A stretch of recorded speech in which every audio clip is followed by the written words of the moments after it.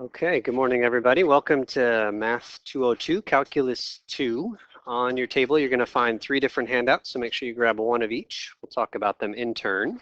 But before we jump in there, I just want to make a quick announcement that there are a couple of science scholarships that have just come into being here at GCC, specifically STEM related.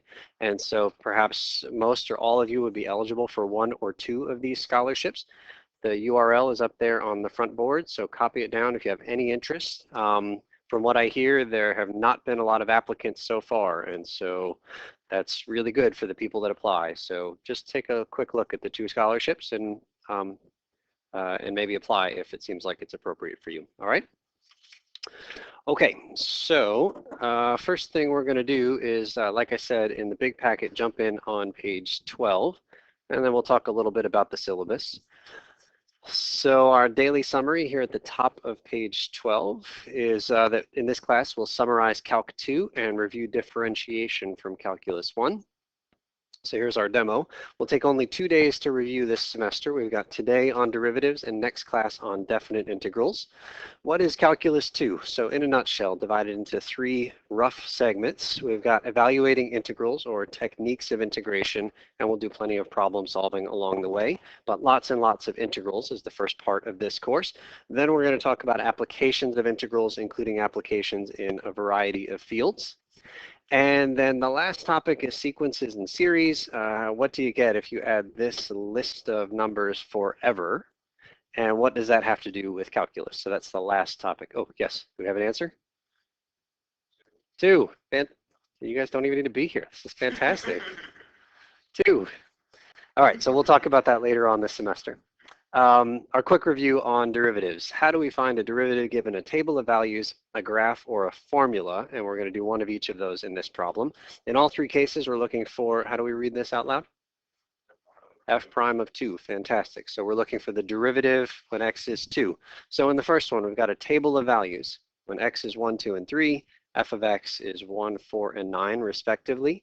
So we're going to do a quick calculation there.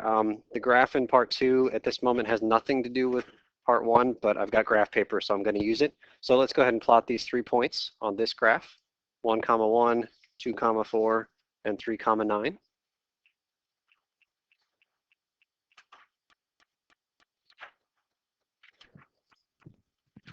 Again, we're on page 12 in the big packet.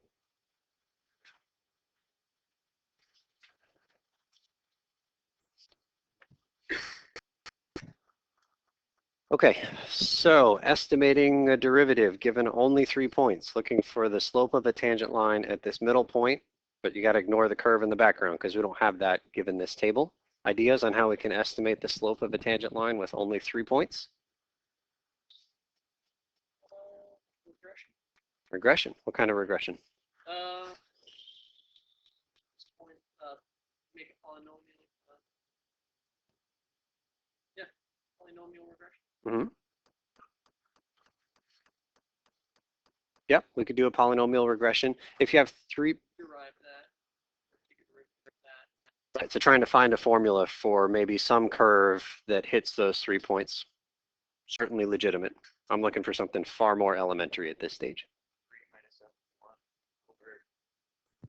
Yeah, couldn't we find the slope? Like imagine connecting a straight line between, so Ben, you had said 3 and 1.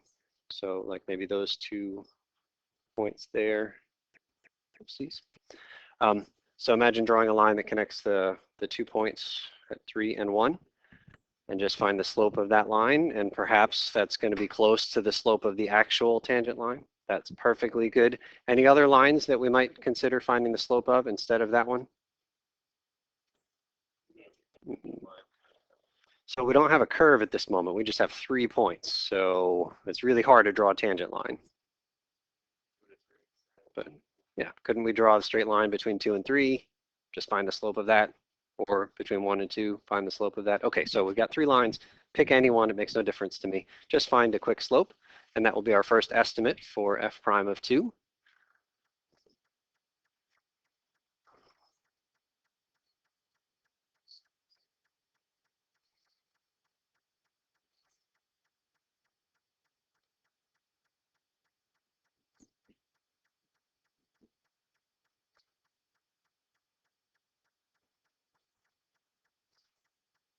Okay, so if we pick the first 2 points in the chart, I get a slope of 3.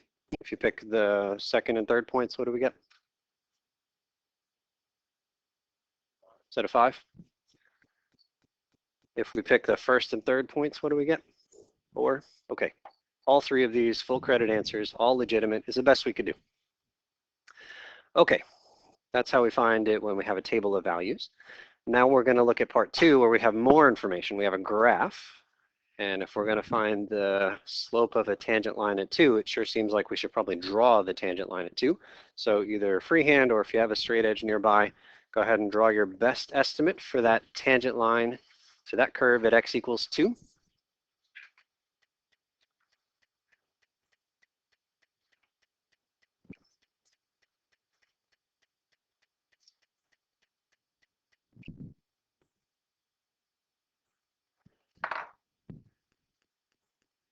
And remember from last semester, the derivative is the slope of the tangent line. So you're going to estimate the slope of the tangent line that you drew by counting boxes, essentially, right? Maybe try to find 2 nice points that are on your tangent line, and then calculate a slope.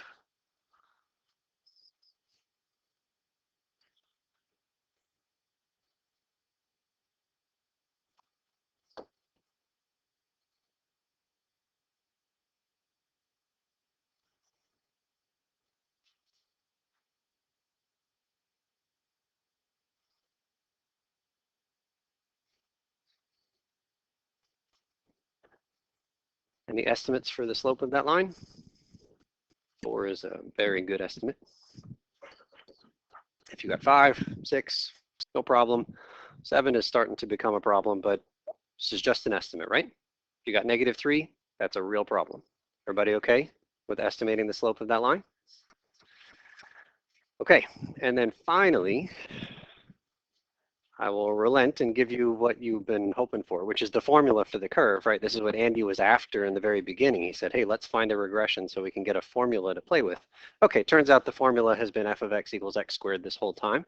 So this is probably the way of finding a derivative that you have the most experience with. You use one of your well-known derivative rules. What's the derivative of x squared? 2x, fantastic. And then we plug in the x equals 2, and we get our answer. 2 times 2 or 4.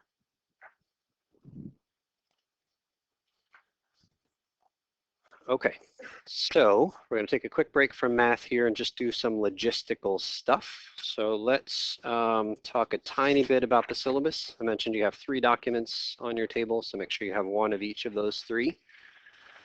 So part of your homework for tonight is going to be to read through the syllabus. We are going to spend hardly any time looking at the syllabus together. But come to me next time with questions and I'm happy to answer them, all right? But lots of good information there in the syllabus. I'm just going to jump to page 5 for a second. And in the middle of page 5, there's this section about the course grade. So just telling you what it is. Come on in. Hi. There's plenty of seats near the back and against this side wall here.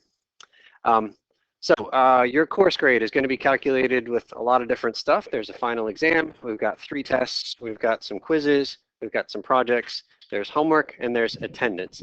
Now, it turns out I'm going to give you guys a bunch of flexibility in terms of how you want me to calculate your course grade.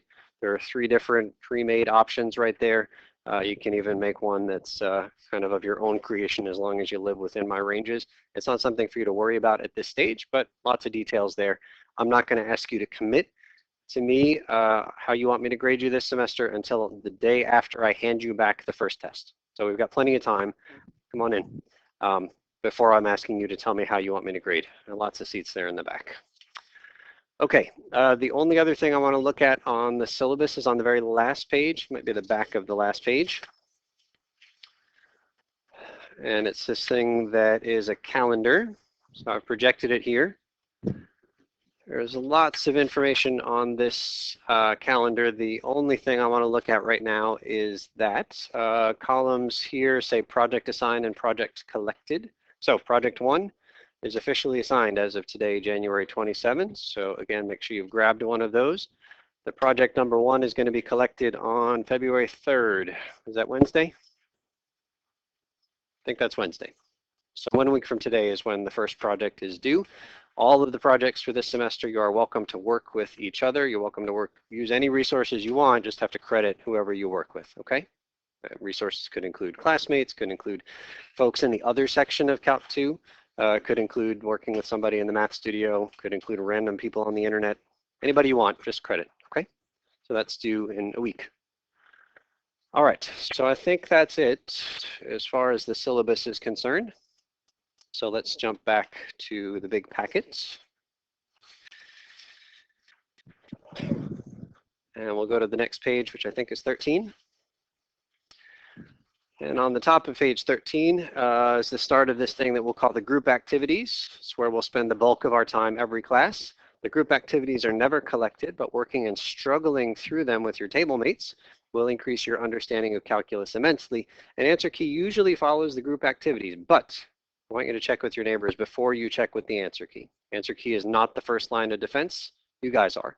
Hopefully, we have two different answers at the table, and in discussing and trying to convince each other of your answer, the correctness of your answer, there's a lot of good mathematics learning that happens in that.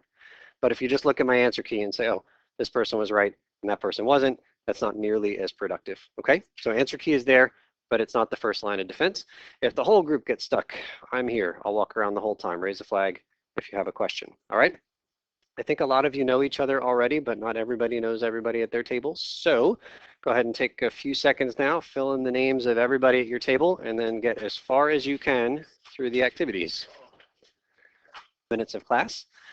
So the group activities were what we started on in our groups today. My expectation is that at some point you will finish all the problems in the group activities. If you're a real speed demon and or the group activities are fairly short in a given day, you might be able to finish them during class. No chance anybody was finishing these ones here.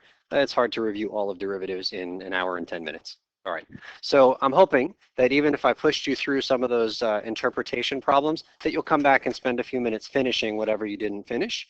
And then this particularly long question right here, just a really, really good review for you. I'm never going to collect it, but I'm hoping you find some time in the next few days just to refresh your memory about this graphical interpretation of derivatives. At the end of each group activities, like I said, there's an answer key.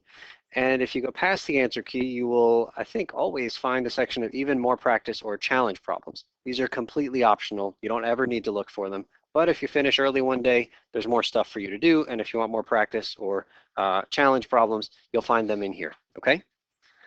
And then there's an answer key to those problems as well. And I just want to spend a minute here talking about this thing called the learning objectives, page 20, the bottom of page 20. So you'll find this at the end of every one of our lessons, every one of our classes. There's going to be a homework assignment. Homework assignment will involve, in this case, you're going to review chapter 3 as needed. That's the basic derivative chapter from your book. Here are the homework problems. I'm going to collect these at the start of every class. I do have a one class grace period for accepting homework, but my hope is that you will stay current and do the homework for the next class, the start of the next class. So here are the homework problems in the 6th edition. That is the textbook that most of you used here last semester. But if you have the 5th edition, or if you don't have any book, go buy the 5th edition and then find the relevant problems that are in the syllabus. 5th edition is a whole lot cheaper than the 6th. You always be giving us the answers with 5th edition? I'll always give you the assignments. They're all in the syllabus. You always use the assignments with this cost. Yeah. So if you have not bought a book yet, if I were you, I would buy the 5th edition. It is way cheaper. Okay, and like I said, finishing the group activities if you didn't do so in class.